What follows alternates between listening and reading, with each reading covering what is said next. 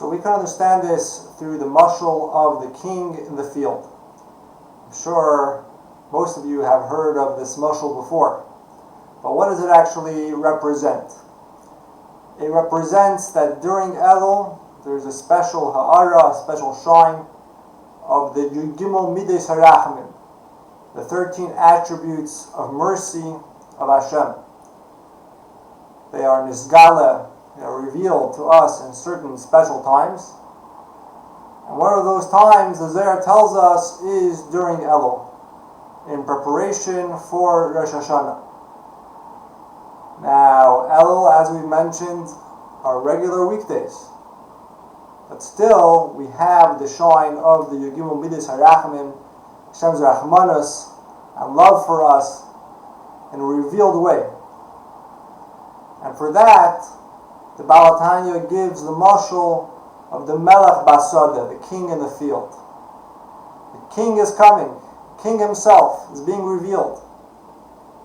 But where is he being revealed? In the field.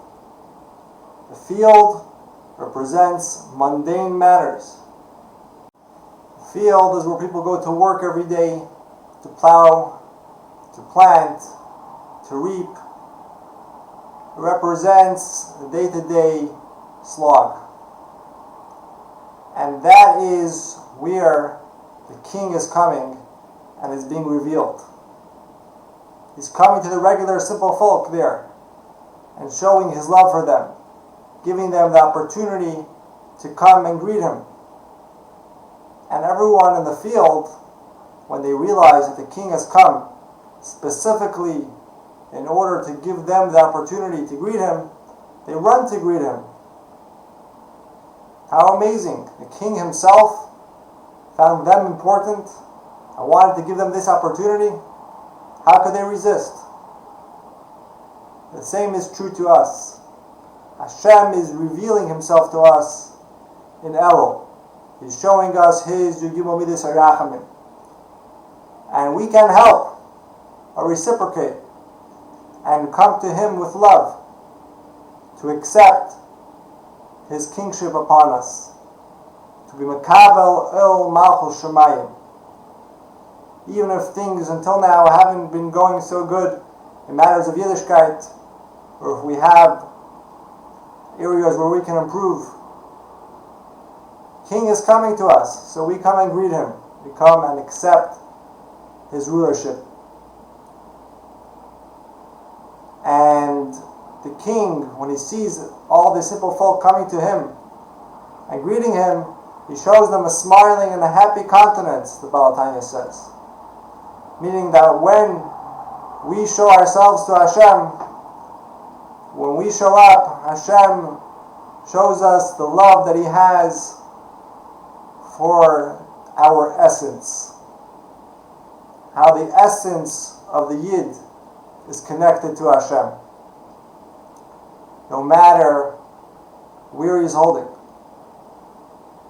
As soon as he's Makabel El Malchus Shemayim, Hashem shows him that happy countenance, that smiling countenance, and that gives him even more power to overcome any challenges and to uplift himself and to hear the sounding of the shofar, of the Mis'eir, in awe of Hashem, but all with the simcha and the ava inspired by the ha'ara, the special shine of the Yugimul Midas HaRachamim. Once we have that shine, we want to be closer and closer to Hashem, which is actually the true meaning of tshuva, return. It's not only about regretting the past and deciding that the future will be better. That's the technical aspect. But the inner aspect is returning to Hashem. Our souls are cleaving to Hashem, and once we dust off the dirt, and once get closer and closer, it's been so distant, it's been sent down into this lowly world. But there are all types of things which conceal the connection. This is after the neshama was so close to Hashem on high before it was sent down below. So the neshama always wants to be closer and closer to Hashem. And that's the idea of tshuva. The question you may be left with after all this is, practically speaking, Rosh Hashanah is the Yom Adin. How does that go together with Rosh Hashanah being the idea of accepting Hashem as King?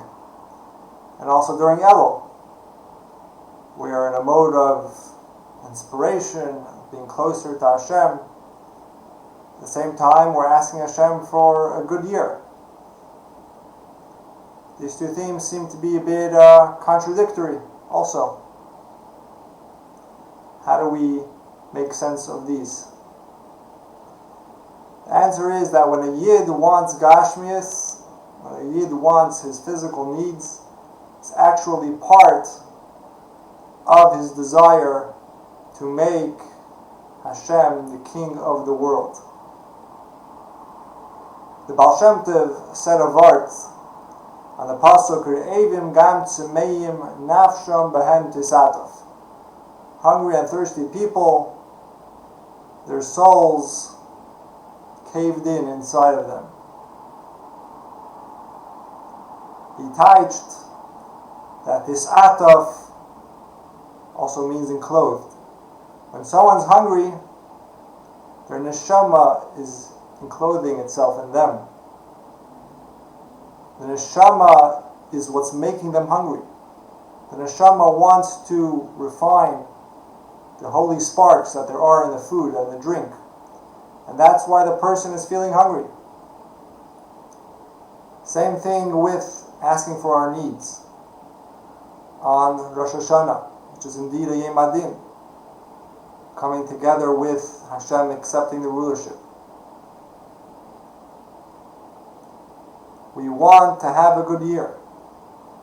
But why does our neshama really want to have a good year? In order to have the means to serve Hashem and to make Hashem's rulership felt all over the world. We need to have the physical means to daven, to learn, to do mitzvahs, and to spread the knowledge of Hashem.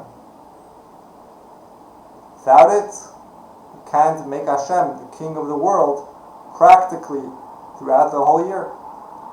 As we say in the Tefillah, V'yeda kol pol ki ato pe'altei, v'yavin kol yitzur ki ato yitzartei. Every single creation should know its creator. V'yoymar kol asher neshama ve'apai, and every single living being will say, Hashem Elokei Yisrael Melech, Hashem, God of the Jews, is the King. Mahusay Bakel Mashallah, and his rulership rules over everything. We want every single living being in the world to recognize Hashem, and that is through doing mitzvahs with them, and that's through spreading the knowledge of Hashem and helping other Yidden who may not know yet about their Yiddishkeit to know about it. And for that, we need to have a good year full of parnasa and gesund. So when the person calls out to Hashem and says, Avinu Malkeinu, have Rachmanas on us, that is a very positive feeling. But Yid turning to Hashem, asking Him for his needs, as the mitzvah is to ask Hashem when we need something, but what's truly behind it is our desire to make the world Hashem's place.